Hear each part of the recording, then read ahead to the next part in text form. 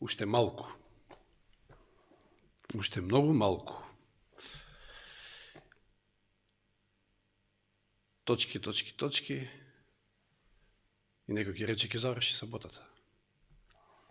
Може некој едва чека да заврши саботата, но се сеќавате кои стихови ги читавме во Евреите 10 глава. Некако целата оваа серија ни е поврзана со стихови од посланието до Евреите. Ајде се посетиме од тука, пак ќе се надоврземе на овој најверојатно и последен дел. 10 глава Евреите 36 до 39. Едно охрабрување кое што Павле ни го дава овде. Имено вам ви е потребно трпение,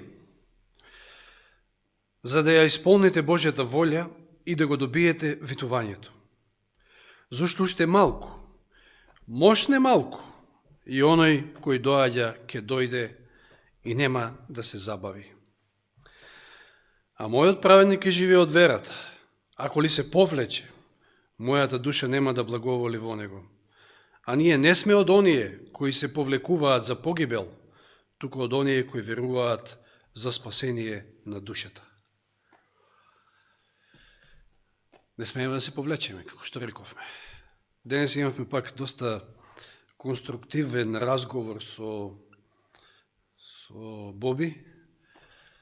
Беше и Брадјани, некаде до 2 часот.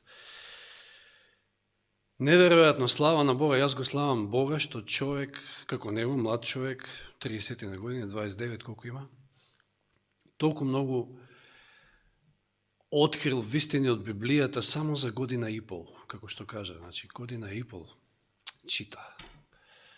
И слава на Бога. Меѓу другото, тој верува во скорешното Христово доаѓање, како и ние веруваме што веруваме. И знаеше да каже, ако не веруваме во Бога, пеколот, или погибел, како што вели овде, ако се повлечеме, се повлекуваме за погибел, трето нема. А сега ли е време да се повлечеме? Рековме, се почнува од занемарување, неверие, стагнација или нерастење, потоа повлекување и полека, но сигурно се доближуваме до она опасна зона, која што гласи отфрлање на Бога. А кого го отфрламе, ако тоа е случај? Оној Бог кој што не го поштеди ни својот единороден син. И даде се преку него. Се што имаше инвестираше во нашето спасение. Опасна зона, знаете што значи опасна зона? Место каде што ве чека сигурна опасност и можеби смрт. Значи не е тоа опасна зона во фудбалот, тоа е ако се најдете на 2-3 последни позиции таму од табелата, па тоа е опасна зона за излегување во понизок ранг. Но станува збор за смрт, за опасност. Овде вели погибел. Во прашање е вечната судбина. И овие стихови ни охрабруваат дека нема откажување. Ние сме на самиот крај. И видите како продолжува понатаму писателот на ово послание. Во 11 глава не запознава со тоа, со дефиницијата за верата и вели, а верата е тврда увереност во она кое се надеваме и убедување за нештата што не се гледаат. Зашто преку неа старите добија сведоштво, преку вера разбираме дека вековите се создадени со Божјото Слово, така што видливото произлегува од невидливото. Ова е оној стих кој што патем поточно гласи, преку вера разбираме дека световите се создадени од Божјото Слово. И ете, за жал, некому не му се верува дека во оваа вселена има многу населени планети и многу жив свет. Не сме ние осамени.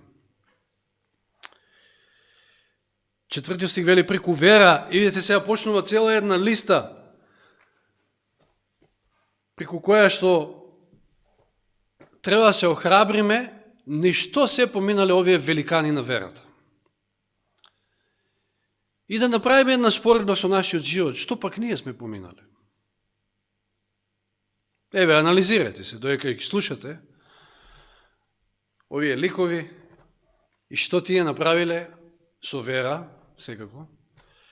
Анализирайте се колку сте 20, 30, 50 можеби години во црква и што сте вие поминали низ животот за верата. Што требало да дадете за верата? Вели, преку вера Авел му принесе на Бога жртва подобро од Каиновата. Преку неа прими сведоштво дека е праведен, зашто Бог посведочи за неговите дарови и преку вера тој уште зборува иако е умрен. И Авел е првиот кој што умре. Затоа е прв овде спомнат, првиот маченик, и тоа умре, загина од раците на неговиот брат. Беше спремен да биде послушен, па макар и по цена на смрт. Значи, она што го кажал Бог, како што заповедал, така и направил. Неговата послушност го одвела во смрт. Преку вера Енох беше пренесен така да не ја види смртта, веќе не се најде. Видите сега вториот, веќе кој што е спомнат овде, оној кој што не виде смрт. Енох, големиот Енох. Преку неговиот живот се поучуваме дека навистина не е необходна онаа тесна заедница со Господа. Толку тесна заедница имал со Господа, толку близко одел со Господа, што Господ му рекол: ајде горе кај мене.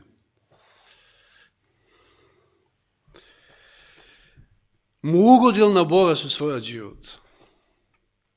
А токму преку вера му угодуваме, подолу тоа стои исто запишено. Вели, преку вера Енох беше пренесен така да не ја види смртта и веќе не се најде, зашто Бог го зеде, зашто пред неговото земање тој доби сведоштво дека му угодил на Бога. И 6 стих вели, а без вера не е можно да му се угоди, зашто кој му пристапува на Бога треба да верува дека има Бог и дека ги наградува оние кои го бараат. Преку вера Ное беше известен за она што уште не се гледаше. Имавме цела серија за Ное. Каков човек овој бил? Се разбира, големината негова е заради тоа што му верувал на Бога. 120 години да проповедате дека ќе се случи нешто што никогаш дотогаш во светот не се случило. Дожд. Што е тоа дожд?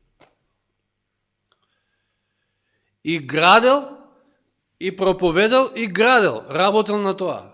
Вера и дела. Совршена вера е тоа. Вера кој што ги има и делата. И без оглед на се, истрел до крај, знаете со какви подсмеви, со што се соочувал Ное. Издржал. Што вели понатаму?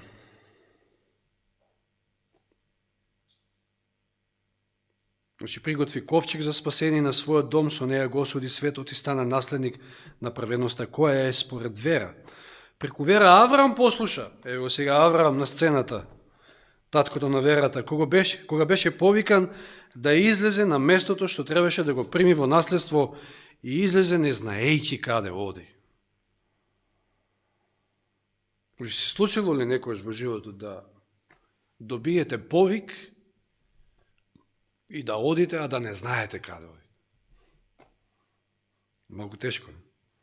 Секојаш сакаме, знаете, такви сме ние луѓето, секојаш сакаме, јас сум малку поише таков, да ви кажем искрено, секојаш сакаме некоја сигурност, да биде се, онака средено, да ви е резервирана карта или било што, се да е цаком паком, знаете, подмачкано, да. И после кој ќе се случи нешто неочекувано, вие сте како изгубен. Како што јас бев во Шведска прв пат одам, добро, не беше прв пат да одам надвор од Македонија, ама толку далеко да кажам, авионски. Нити багаж наоѓам, нити ги наоѓам тие што требаше да ме пречекаат. Кај се најдов? Но тој не знаеше каде оди. И сепак тргна. Преку вера се насели во земјата на ветувањето како во туѓа и се настани во шаторите заедно со Исака и Јакова, со наследници на истото ветување, зашто бараше град со основи кому Бог му е градител и творец. И ние верувам дека го бараме тој град, и ние верувам дека сме запатени натаму. И тоа е она кое што може да се поистоветиме со Аврама. Ние одиме кон целта кон која што никој не бил за да ни каже. Во ред. Имале луѓе визии, имале Елен Вајд визија. Нешто слично денеска слуштавме и од Боби, колку и да е тоа чудно, меѓутоа секојаш јас сум резервиран по прашање на тоа, но ништо чудно да Господ го објави некому кој што решил да го напушти овој свет и овој грешен живот и да тргне по неговите стапки, да ете, за да му даде некоја сигурност и било како. Господ различно постапува со секој од нас. Може би ја не верувам во соништа, меѓутоа некој од вас може би верува. И Господ знаеме дека се објавува и на тој начин, и преку виденија. Ако сме таму запатени, за мнозина сме луди. И за мнозина изгледа дека не знаеме каде одиме, меѓутоа ние мораме да бидеме сигурни. Тоа е тврдата увереност. Тоа е верата. Без таа тврда увереност и сигурност, ни Аврам тоа ќе го постигнал, ни Ное, ни сите овие што ги спомнавме. Значи, вера со длабоки корења, она дрво со длабоки корења, вкоренети, да не може никаква олуја да не сруши. Она куќа изградена на камен, на карпа. Преку вера и самата Сара доби сила да зачне во напредната возраст, откако го сметаше за вера на оној кој беше ветил. Преку случајот на Аврам и Сара учиме и нешто друго, значи да чекаме на Господа. Една многу убава лекција од нивниот пример. Да чекаме на Господа. Господ ветил да се потпрем неговото ветување и да чекаме. Некој што чекање може изморува, може би е долго, но верувајте му на Господа. Тие сгрешиле, но ние да не сгрешиме. Затоа од еден, и тоа рече си мртов, вели 12 стих, се намножи многу народ, како небесните звезди, како песокот на морскиот брег, што не може да се изброи. Од изгубена надеж дека воопшто ќе добијат син, добијат толкаво потомство. И вели понатаму сите овие умреа во вера, не добивајќи ги ветувањата, туку само оддалеку ги видоа и ги поздравија и исповедаа дека се тугинци и придојденци на земјата. Зашто кои изборуваат така покажуваат дека ја бараат родината. И ако при тоа мислеле на она од која излегле, имаат време да се вратат, но сега копнеат по подобра, односно по небесната, затоа Бог не се срами од нив да се нарече нивни Бог, зашто им приготвил град. Тоа е нашата татковина, новата земја, новиот живот кој што Господ го подготвува за нас.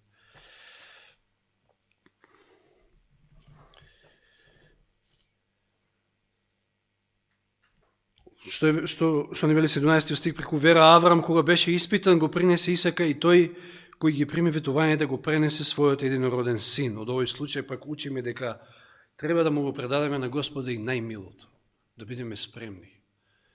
Да веруваме, целосно добро да имаме, тој веруваш и во воскресението.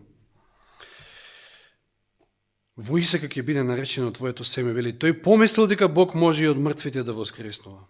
Затоа го прими како преобраз на воскресението. Преку вера Исак ги благослови Јакова и Исава и во однос на ините нешта. Преку од Исака гледаме дека не треба да забораваме да го пренесуваме благословот, а преку Јакова пак учиме и тоа дека не треба да го пуштиме Бога пред да не благослови. Преку вера Јаков умирајќи го благослови секој Јосифов син и му се поклони на Бога, подпирајќи се на врвот од својот стап. Баш вчера читавме за тие благослови на Јаков врз неговите синови. И меѓу другото беше спомната и таа борба негова со Исуса Христа, кога рече не те пуштам, Господи, дека не ме благословиш. Тоа е тврда увереност, тоа е цврста вера, тоа е ништо помалку или повеќе. Преку вера Јосиф на умирање спомна за излезот на израелевите синови и даде заповед за своите коски. Тоа вчера исто така го спомнавме. Јосиф, големиот Јосиф, од кого што учиме цврстина на карактер. Останал постојан, останал цврст и тогаш кога бил обвинет на правдина. Неправедно обвинет и осуден, фрлен во затвор. Преку вера Мојсей, кога се роди, неговите родители го крија 3 месеци што видео дека детето е убаво и не се уплашија од царевата заповед. Преку вера Мојсей, кога порасна, одби да го нарекуваат син на фараоновата керка, кога свати кој е чие. И со поголема желба сакаше да страда заедно со Божиот народ, отколку да се насладува за кратко време на гревот. Ова без вера не беше можно. Мојсей, кој што беше изваден од Египет, подготвуван во Египет на некој начин, спремен беше да одговори на Божиот повик.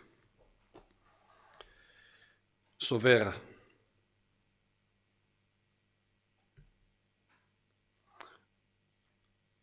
Зашто хулењата на Христа ги сметаше за поголемо богатство од египетските богатства?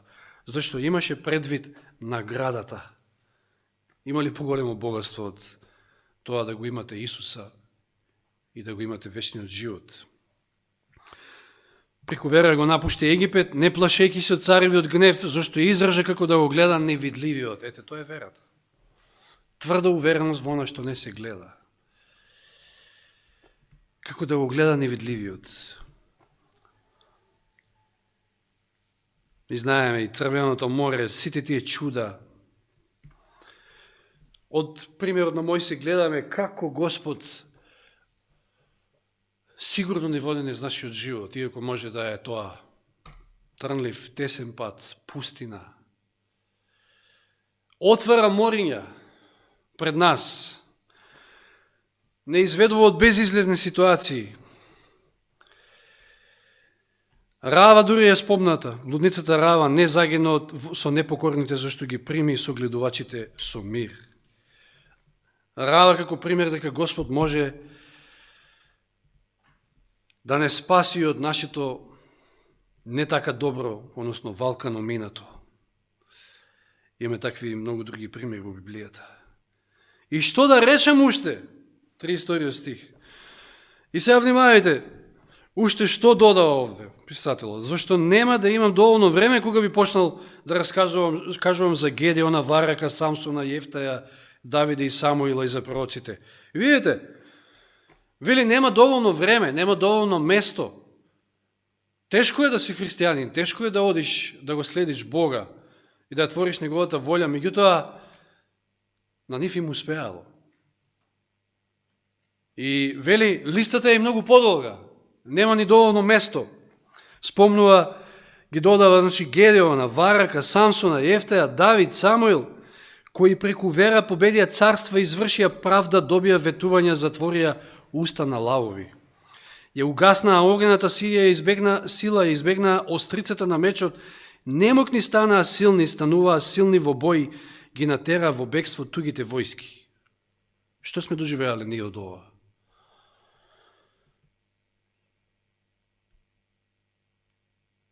За да се откажеме.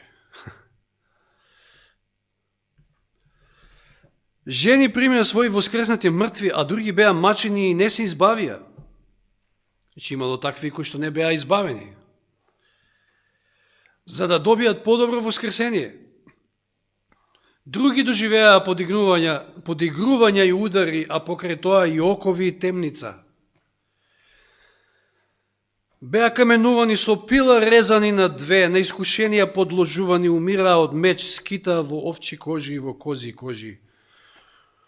Во оскудниот, во неволи, во лоши постапувања, оние за кои светот не беше достоен, скитаа по пустините и по горите и по пештерите и по земните јами.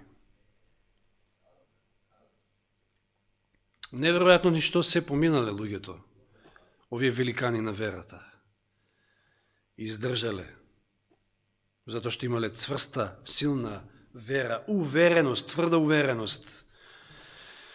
И сите тие, иако подсведочени преку верата, не го примија ветувањето, зашто Бог предвиде нешто подобро за нас, тие да не дојдат до совршенство без нас.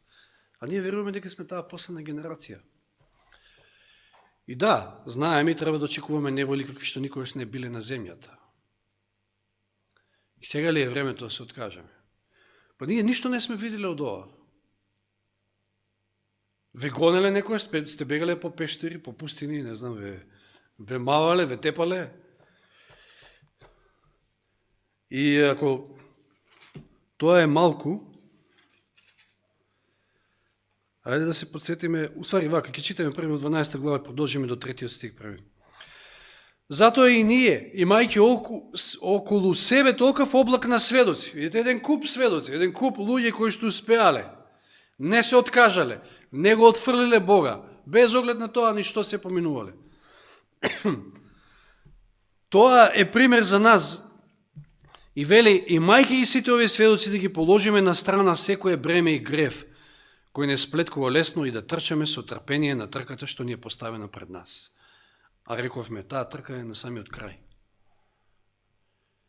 Не е сега време за откажување. И само можеме да успееме гледајќи во Исуса. И тие гледале со вера на Исуса. Почетникот и исполнителот на нашата вера, кој поради радоста тие беа водени од Исуса. И водени од Бога ни сите тие непријатности во животот. Гледајќи во Исуса, почетникот и исполнителот на нашата вера, кој поради радоста што беше пред него, го претрпе крстот, презирајќи го срамот и седна одесно на Божиот престол. Како успеа Исус? Заради радоста што беше пред него. Денеска зборувавме колку Господ се радува за секоја една душа која ќе дојде кај него. На Исуса воопшто не му беше тешко. Да, страдаше во таа човечка природа. И велеше ако може да го одмине таа чаша. Но сепак, нека биде Твоја волја, Господе. И умре заради нас, ги претрпе сите тие маки, заради тоа што знаеше дека тоа е само начинот, единствениот начин за наше спасение. И седна одесно на Божиот престол, замислете. Ке поминете се и се што во животот, меѓутоа еден ден ке седите одесно на Божиот престол. Не во парламентот, не во белата куќа, или не. Одесно на Божиот престол. Неспоредливо е тоа. Уште вели 3 стих, имено размислете за Него, за Христа, размислувајте, кој претрпе од грешниците такви противења против себе си, за да не се истоштите и за да не станете малодушни. Че видите сега цела плејада тука на луѓе и Исус е спомнат за да не се истоштиме, за да не станеме малодушни. Ако Господ ги водел нив и ги извел од сите тие ситуации, зарем нас нема? Каде да одиме? Имаше утрински стих. Каде да одиме? Ако се повлечеме од Господа. Не дај Боже да го отфрлиме, тоа е опасна зона, готово. Крај, тоа значи само погибел. А спомнавме што се инвестирал Господ во нашето спасение. Да прочитаме во Римјаните на кратко само 8 глава 31 и 32. Се подсетиме на овие прекрасни стихови. Римјаните 8, 31 и 32. И така што да речеме на ова? Ако е Бог за нас, или со нас, на наша страна, кој ќе биде против нас? Оној кој не го поштеди ни собствениот син, туку го предаде за сите нас, како не ќе ни подари се друго со него? Треба ли да се сомневаме ако беше спремен да го даде својот син, дека нема да ни даде се друго, се што е потребно, за да успееме? Не само за да живееме, да го проживееме животот на оваа земја, туку за да успееме на патот на кој што одиме до спасението. И ние некој знаеме да јадикуваме и да се жалиме за, се извинувам на изразот, ама немам друг збор, за глупости. 2 Коринќаните 11 глава, видите Павле што кажува за самиот себе. 2 Коринќаните 11 глава. Се подсетиме на овие стихови и на тоа што тој доживел. 11 глава, 2 Коринќаните од 23 до 27. Христови служители ли се? Зборувам во безумство. Јас сум уште повеќе. Повеќе се трудев, повеќе пати бев во темници. Ја доскоро не сум имал никаква работа со полиција. А па камоли во темница да бидам. Повеќе пати бев во темници, бев биен, премногу, многу пати во смртни опасности. Од јудејците примив 5 пати по 40 удари без еден. Проста математика. По колку удари примил? 5 пати по 39. Маре пресмета. 199? Да. Не е 199. 5 пати по 39. Значи тоа е 200 минус 5. Да, 5 пати по 39. 3 пати бев бичуван.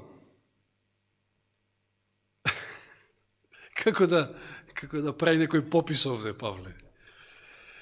3 пати бев бичуван, еднаш каменуван, 3 пати доживеав бродолом, ноќ и ден поминав на длабоко море.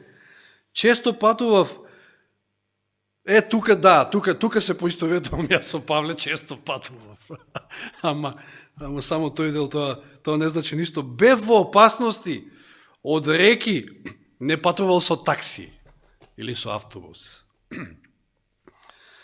Од реки, во опасности од разбойници, во опасности од сонародници, во опасности од народи, во опасности во град, во опасности во пустина, во опасности по море. Колку се опасности вишел овој човек во својот живот. Во опасности меѓу лажни браќа, во труд и тешкотија, многу пати во неспиење, во глад, во жет, во многу постење, на студ и во голота. А нам малку ќе фати жешко, офлеле мајко, малку ќе фати ладно ние, се тресеме. Во ред, мислам тоа, нели, природна реакција, ама сакам да кажам, нема потреба се жалиме. Во студ, во голота, посебно преку сето тоа што секојдневно напаѓа на мене грижата за сите цркви. Јас ке се сетам во Шведска, таму кој им расправав, како едно време во бивша Југославија сме чекале ред за црн леп, и то баш во саботен ден. Така беше, нели, татко ми ќе одеше секој ден да земе за тој ден леп, меѓутоа за викендот, пошто во недела немаше, па требаше и јас да појдам, или брат ми, некој од нас, за да земеме дупла количина на леп, нели, на еден му следуваше таму по колку беа 2-3 лева, не знам. И во еден час од пополноќ знаевме да излеземе за да чекаме да фатиме ред. Не знам како било тука, не знам дали сте имале вие тоа искуство. И јас им расправам нови во Шведска и они за глава се фаќаат и викаат, пазите, само такво едно мало, ситно искуство во споредба со ова Павле што го живеел, вика, опа, вие сте многу поспремни од нас за неволите што доаѓаат. Само едно такво мало искуство. А што поминал Павле? Ама затоа што бил цврсто уверен, никако поинаку не би можел да минува низ ова, инаку би бил лудак да го трпи сето ова. Да се вратиме пак во Римјаните 8 глава, во 35 стих, исто Павле поставува прашање. Кој ќе не одвои од Христовата љубов? Неволјата ли? Или притеснувањето, или гонењето, или гладот, или голотата, или гибелта, или мечот? А ние некогаш ќе седам дома, не одам во црква. За инат да не вака ме погледна, овој не ме поздрави, овој вака, тој така. Тоа се глупости. Тоа се глупости кои ќе размислиме што овие луѓе доживеале. Пак ќе кажам, не ме сваќате погрешно, црквата нема да ве спаси, ама Кажувам само примери што тоа нас може да не повреди, да не бутне, да не сруши, да не го сруши духот и да му се предадеме на ѓаволот, буквално, да си игра со нас.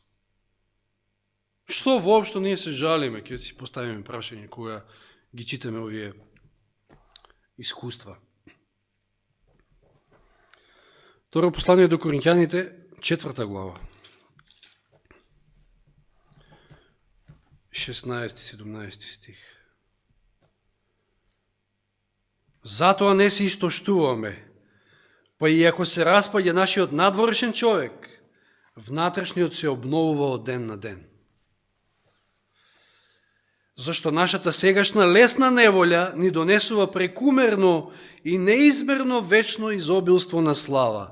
И навистина, ако овој човек, сето тоа што тој го доживел, го нарекува мала, лесна неволја, и така е во споредба со сето она што не очекува, тоа што ќе кажеме ние? И ништо не сме доживеали од ова. И да се откажеме, да го отфрлиме Бога, заради некоја поситна работа, поситна од овие, не велам, сме доживеали и некои крупни работи во животот, но, пак ќе кажам, ситно во споредба со ова Павле што го доживел и сите овие што ги читавме. Еве пак да се вратиме во Римјаните 8 глава и да ги дочитаме оние стихови од 37 до 39. Римјаните 8. Но во се ова победуваме надмокно преку оној кој не возлюби. Само така можеме да победиме. Зошто сум уверен, еве таа цврста увереност, цврста вера, дека ни смртта, ни животот, ни ангелите, ни властите, ни сегашноста, ни иднината, ни силите, ни височината, ни длабочината, ниту некое друго создание ќе може да не оддели од Божјата љубов која е во Христа Исуса нашиот Господ. Затоа треба да бидеме цврсто втемелени. Затоа треба да имаме љубовта кон вистината, за да ништо не одвои. Инаку се нешто ќе не одвои, ако ја немаме љубовта. И после само можеме изговори да кажуваме.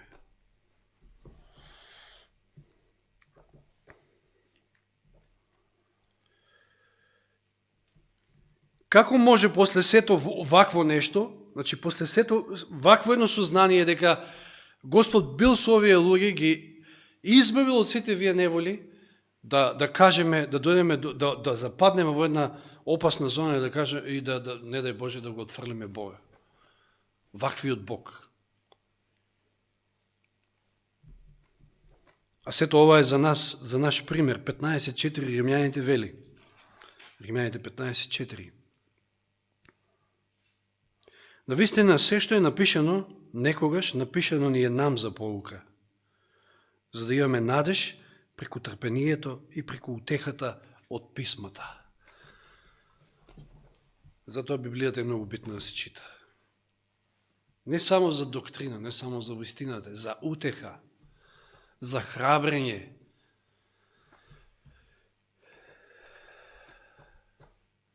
Кој бил проблемот со оние кои што не успеале? Прочитавме еден куп кои што успеале. Ако тие успеале, можеме и ние, но кој бил проблемот? Зошто го отфрлиле Бога? Зошто евреите, цела една генерација таму испогинале во пустината? Да одиме во Излез, најнапред, значи 2 Мојсиева, 19 глава. Значи непосредно кога Господ ќе го даде законот. Што имаме овде? Излез 19 глава. Од 9 стих. Тогаш Господ му рече на Мојсија: еве, јас ќе дојдам при тебе во густ облак, за да чуе народот, која ќе зборувам со тебе и да ти верува за секогаш. Тргни кон народот, му рече Господ на Мојсија, и посветувај го денес и утре. Нека ја испере својата облека, нека биде готов задутре, зашто задутре Господ ќе слезе на гората Синај пред очите на целиот народ. Постави наоколу граници за народот и дај наредба. Внимавајте да не се искачувате на ридот, да не се допрете ни до подножието. Секој што ќе се допре до ридот ќе го најде смрт. Ничија рака да не се допре до него, туку нека биде затрупан со камења или застрелан со стрела, било да е човек или животно, нека не остане во живот. Нека се искачуваат на ридот при оттегнатиот звук на трубата. Мојсей слезе од брдото кон народот и почна да го посветува народот. Тие ја испра својата облека, значи постапија како што Господ рече. Бидете готови задутре, му рече Мојсей на народот, не приближувајте се до жена. А на третиот ден при разденување зататни грмеш, засветкаа молњи, а густ облак се наднесе над ридот. Грмливо екна трубата. Се стресе целиот народ што беше во логорот. Мојсей го поведе народот од логорот во пресрет на Бога, застана при подножието на ридот. Планината Синај беше завиткана во дим, зашто Господ слезе на неа во оган. Се креваше дим како дим од печка, целата планина се тресеше силно, звукот на трубата стануваше се посилен. Мојсей зборуваше, а Господ му одговараше со глас. Каква сцена! И сега во 20 глава, откако ќе го даде законот, од 18 стих читаме, целиот народ беше сведок на грмењето и светкањето. Сите го чуја звукот на трубата и видеа како се дими гората, гледаа и трепереа и стоеа подалеку. Тогаш му рекоа на Мојсија, зборувај ни ти, а ние ќе слушаме. Нека не ни зборува Господ, за да не изумреме. Не бојте се, му рече Мојсей на народот, зашто Бог дојде да ви испита, за да остане со вас стравот пред Него, па да не сгрешите. Бој се од Бога и подај му слава. Колко е битно да се боиме од Бога. Сме имале сите искуства како мали, ке сме направиле некоја белја, и ке ни подвикне мајка ни, може би. Ама она не може да грми, ќе грми оној другиот. И може некој што имале ситуација, само кој ќе дојде татко ти, ќе видиш. И откако тој ќе дознае што е работа ти, кој ќе згрми неговиот глас, и вие, готово, спремни сте да признаете се. Ама, од страв, од каков страв, се тресат сите, цела планина се тресе, израелците се тресат.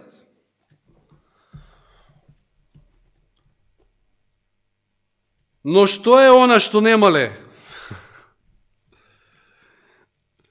Да отвориме сега во Второ законие најнапред, 5.29, истата ситуација.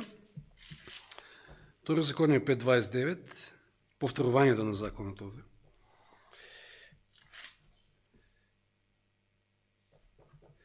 Само кога нивните срца би биле, значи вака, 28-иот, Господ ги чу вашите зборови, кога ми зборувавте, па ми рече, че вели Мојсей, ги чу зборовите што народот, со тој народ ти ги кажа тебе. Добро е што рекоа, дека ќе слушаат, дека ќе послушаат се. Само кога нивните срца би биле такви, секогаш да се бојат од мене и да ги пазат сите мои заповеди, за да бидат така постојано срекни тие и нивното потомство. Услов за среќа, за среќен, успешен живот е да се боиме постојано од Бога, но не да се тресеме од страв пред неговиот грмлив глас. И тато, нема да ми се повтори више, готово, ама после, значи тоа е само моментот. И некојаш ќе слушнете, може би, јака проповед, јас пак сам за себе си зборувам, така ќе ве погоди, ама тоа трае. Кратко, да. За жал. И сега гледате во Евреите 12 глава. Што е запишено? На многу места во Библијата го има овој трубен Божи глас. Се затресе гората тогаш. Дим, секавици. Секојаш која има такво невреме како вчера, па не мислите, нема ми одат натаму, на ова што очитавме. Поготово и сега, пошто го спремав материјалот. Значи, во 12 глава Евреите читаме од 18 стих. Зошто вие не пристапивте до гората, што може да се опипа и што е пламната во оган, ни до темнината, ни до мракот, ни до виорот, и ние не пристапивме. Ни не бевме сведоци на такво нешто. Ни до трубниот глас, ни до гласот на зборовите, за кои слушателите молеа да не им се зборува веќе, зашто не можеа да ја поднесат заповета, ако и животното се допре до гората, нека биде каменувано. А гледката беше толку страшна, така што и мој се рече, исплашен сум и треперам.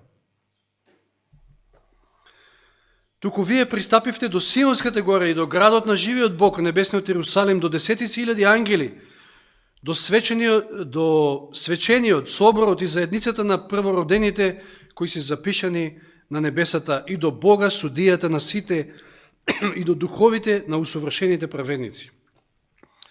До Исуса, посредникот на Новиот Завет, и до крвта за попрскување, која зборува подобро од Авеловата. Гледајте да не го одбиете оној кој зборува. Гледајте да не го отфрлите оној кој што зборува. Зошто ако не избега оние кои го одбија оној кој предупредуваше на земјата, уште помалку ќе избегнеме ние, ако се отстраниме од оној кој зборува од небесата. Неговиот глас ја потресе тогаш земјата, а сега ветува велејки, јас ќе ги потресам уште еднаш не само земјата, туку и небото.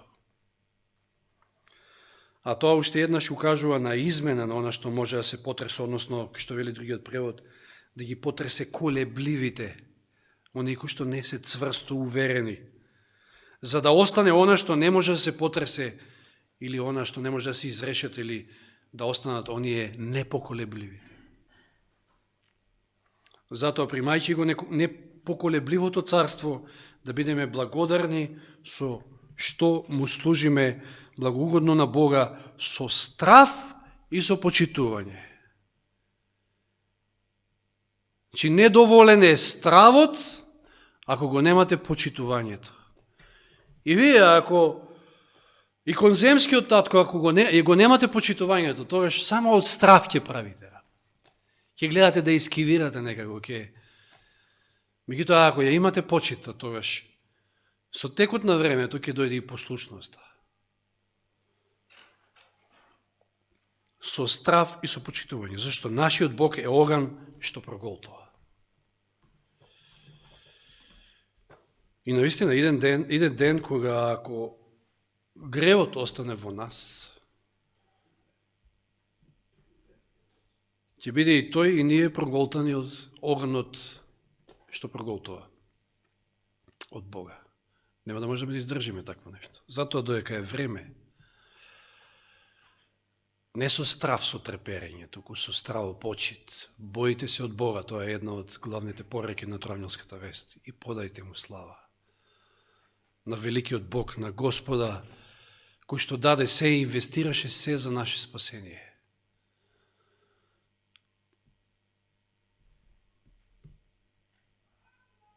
И предајте му се, да го очисти вашето срце, додека е време од гревот. Сега да го спали гревот, затоа што тогаш ќе биде касно, затоа што тогаш ќе го направи она чудно дело, несвојствено дело за него, меѓутоа ќе мора и нас да не очисти заедно со гревот, не дај Боже. Не е време за откажување, ниту за отфрлање.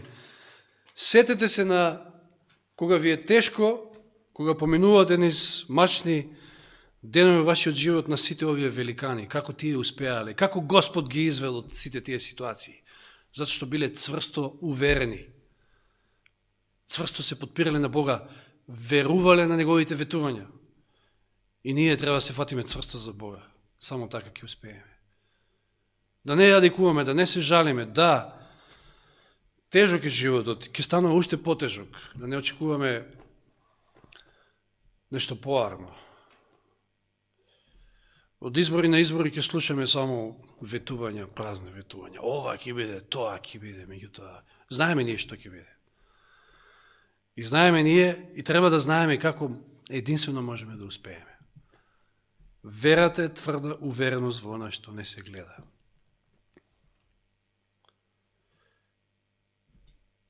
Нека Господ ни даде таква цврста вера и не заборавајте, Господ е љубов пред се, не треба да трепериме пред Него страв. туку почита кај нас треба да биде заснована на таа љубов, која што треба да му ја возвратиме заради тоа што тој не возлюби со вечна љубов и даде се за нас. Нека му е слава нему. Амин.